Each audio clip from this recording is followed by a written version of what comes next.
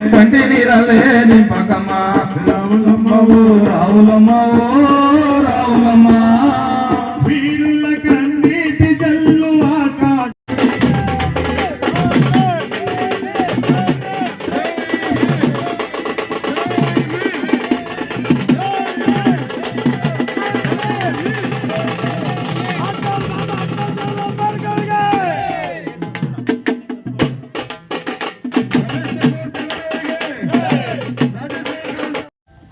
ಜಾಂಬ ಯುವಸೇನೆ ಸಂಘಟನೆಗೆ ಜಾಂಬ ಯುವಸೇನೆ ಸಂಘಟನೆಗೆ ಜೈ ಭೀಮ್ बोला रे बोला बोला रे बोला जोर से बोला प्यार से बोला बोला रे बोला जोर से बोला जय भीम ನಾವು ಸಂಘಟನೆ ಮಾಡ್ಕೊಂಡು ಬರ್ತಾ ಇದ್ದೇವೆ. ಇವತ್ತು ನಮ್ಮ ಬೆಂಗಳೂರು ಗ್ರಾಮಾಂತರ ಜಿಲ್ಲೆ ಹೊಸಕೋಟೆ ತಾಲೂಕಿನಲ್ಲಿ ಬಾಬು ಜಗಜೀವನ್ ರಾಮ್ ಅಂತೇಳಿ ಹೆಸರುವಾಸಾಗಿರುವಂತಹ ನಮ್ಮ ಗುರಪ್ಪನವರು, ಬೆಸ್ಕಾಂ ಕಾರ್ಮಿಕರ ಸಂಘದ ನಿವೃತ್ತ ಅಧ್ಯಕ್ಷರಾದಂತಹ ಗುರಪ್ಪನವರು, ನನ್ನ ಸಮುದಾಯದ ನಗುಮುಖದ ಮಾಡಿದ್ರು ಕೂಡ ಸಂಘಟನೆ ವಿಚಾರ ಅಂತಂತಂದ್ರೆ ನಿದ್ದೆ ನೀರುಗಳಲ್ಲಿದ್ರು ಕೂಡ ನಿದ್ದು ಬರ್ತಾರೆ. ಏನಕ್ಕೆ ಈ ವಿಚಾರ ಎಲ್ಲ ಹೇಳ್ತೀನಪ್ಪ ಅಂತಂತಂದ್ರೆ, ಇಷ್ಟೊತ್ತು ನಮ್ಮ ಅಶೋಕ್ ಅವರೇ ಆಗಿರ್ಬೋದು, ವೇದಿಕೆ ಮೇಲೆ ಆಸೀನರವರಾಗಿರೋ ಸಂಘಟನೆ ಎಲ್ಲಿ ಕಷ್ಟ ಇದೆ, ಎಲ್ಲಿ ನೋವಿದೆ, ಆ ಜಾಗಕ್ಕೆ ನಮ್ಮ ಸಂಘಟನೆ ಅಲ್ಲಿ ಹೋಗುತ್ತೆ.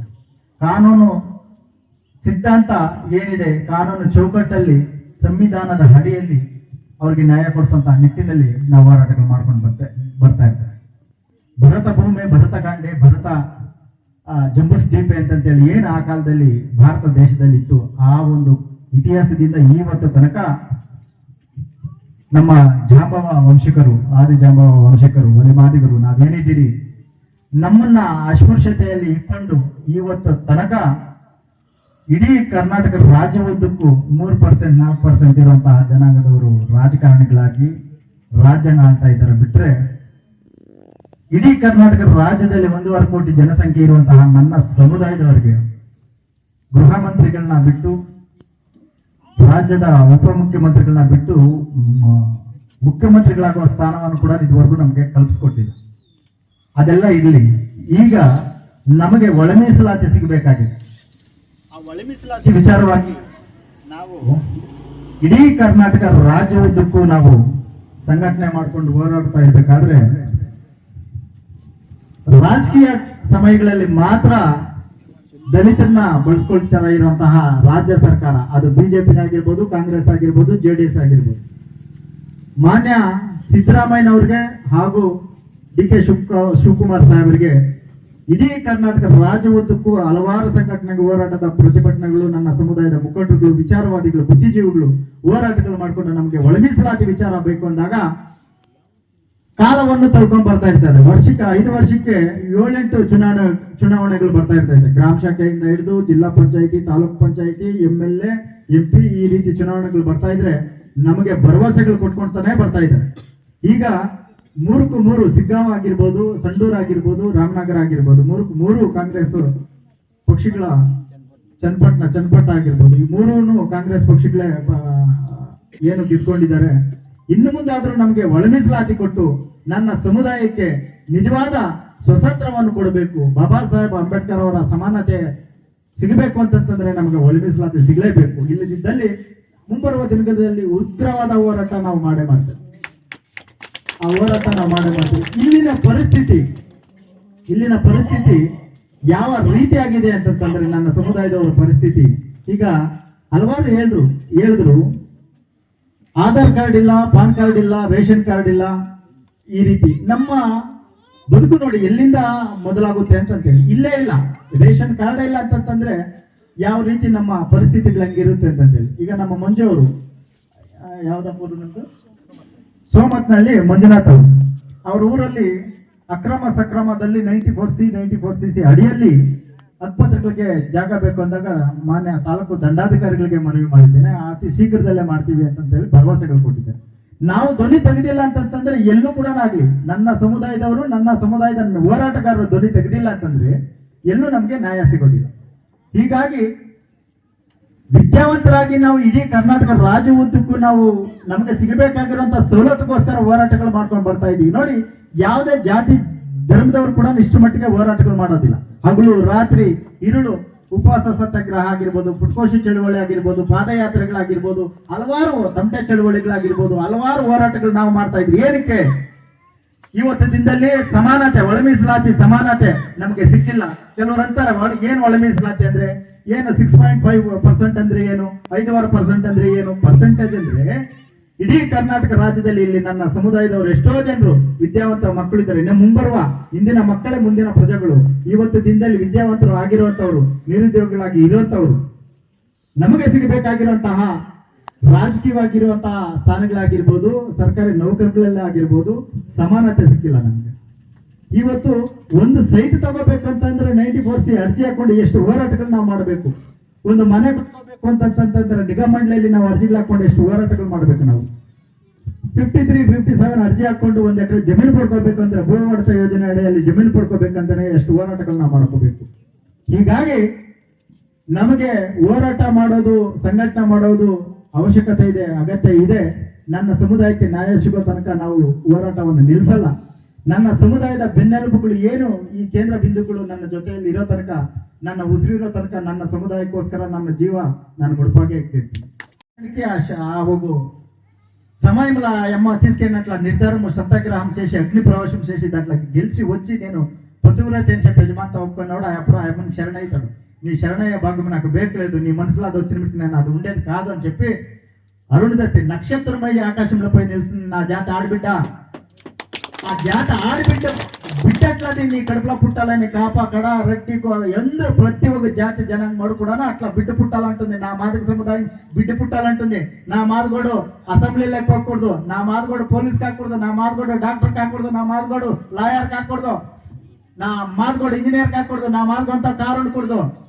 ఎవరప్పని ఆస్తి, ఎవరప్పనిది? బాబా సాహెబ్ అంబేద్కర్ వాళ్ళు ఎంత కష్టం పడ్రి, ఎంత నప్పు తిండ్రి, నలుగురు జనం బిడ్డలు కలుసుకండ్రి, పెండ్లమ్మని కలుసుకండి. అశోక్ వాళ్ళు అప్పుడే చెప్తా ఉండ్రి సమానతే ఆడబిడ్డలకి ఇపోతూ తండ్రి భాగంలో, తండ్రి ఆస్తిపాస్తి భాగంలో సమానత కావాలంటే బాబా సాహెబ్ అంబేద్కర్ వాళ్ళే కారణం.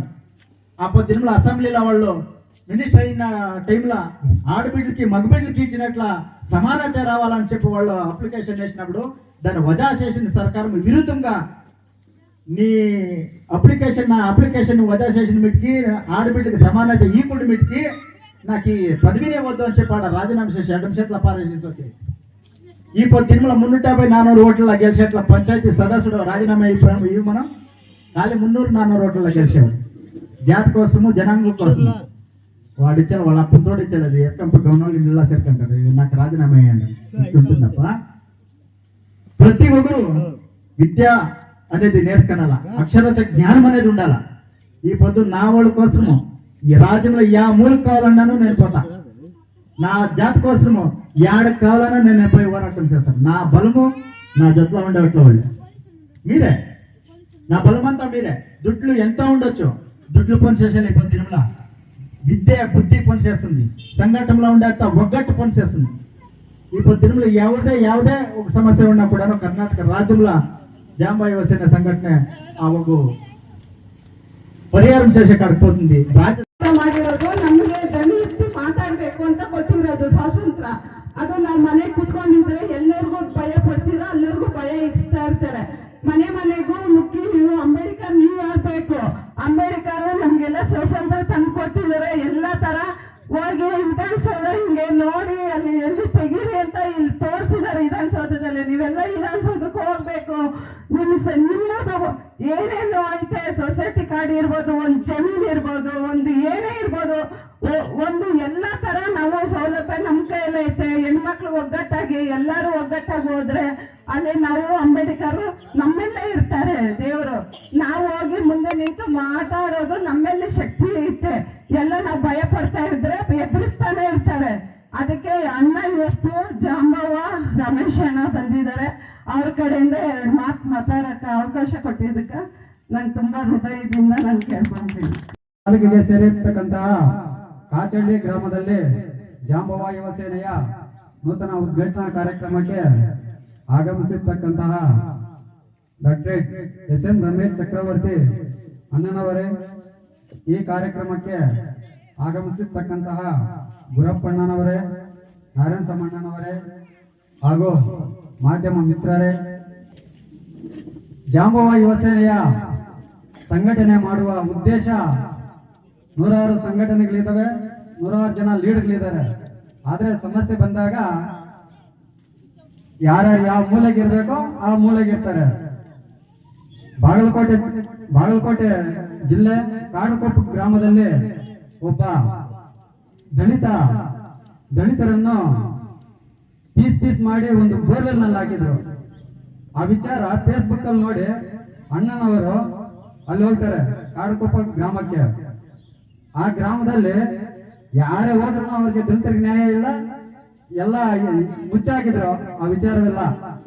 ಅಲ್ಲಿ 3-4 ದಿವಸ ಅಲ್ಲೇ ಉಳಿದು ಕಾಡುಕೊಪ್ಪ ಗ್ರಾಮದಲ್ಲಿ ಆಗಿರ್ತಕ್ಕಂತಹ ದಲಿತರ ದೌರ್ಜನ್ಯ ಯಾರು ಮಾಡಿದಾರೋ ಅವ್ರಿಗೆ ಬಾಗಲಕೋಟೆ SP ಸಾಹೇಬ್ ಆಫೀಸ್ ಮುಂದೆನೆ PSI ಸಬ್ ಇನ್ಸ್ಪೆಕ್ಟರ್ ನನ್ನು ಸಸ್ಪೆಂಡ್ ಮಾಡಿದ್ರು ಅಲ್ಲೇ ಸ್ಪಾಟ್ ಅಲ್ಲ. ಅದೇ ರೀತಿ ಇಡೀ ರಾಜ್ಯ ಉದ್ದಕ್ಕೂ ಇಂಥ ಘಟನೆಗಳು ನಡೀತಾನೆ ಇರ್ತವೆ. ನಡೆದ ತಕ್ಷಣ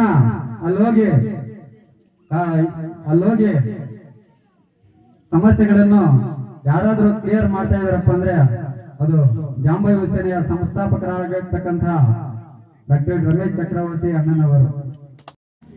ನಮ್ಮ ಒಡನಾಡಿಗಳು ನಮಗೆ ಈ ತರ ಪ್ರೋತ್ಸಾಹ ಮಾತಾಡೋದಕ್ಕೆ ಇನ್ನೊಂದು ಹಲವಾರು ಇದ್ದಾರೆ. ನಾವು ಇನ್ನು ಮುಂದಿನ ಊರಿಗೆ ಹೋಗ್ಬೇಕು, ಕೋಲಾರ್ಗೆ ಹೋಗ್ಬೇಕು. ನಾವು ದಯವಿಟ್ಟು ಇನ್ನೊಂದು ದಿವಸ ಬಂದು ಎಲ್ಲ ಸವಿಸ್ತರವಾಗಿ ನಮ್ಮ ಜನಾಂಗದ ಬಗ್ಗೆ ಹೇಳ್ತೀವಿ ಅಂತ ಹೇಳ್ತಾ ನಾನು ಮಾತಾಡಲು ಅವಕಾಶ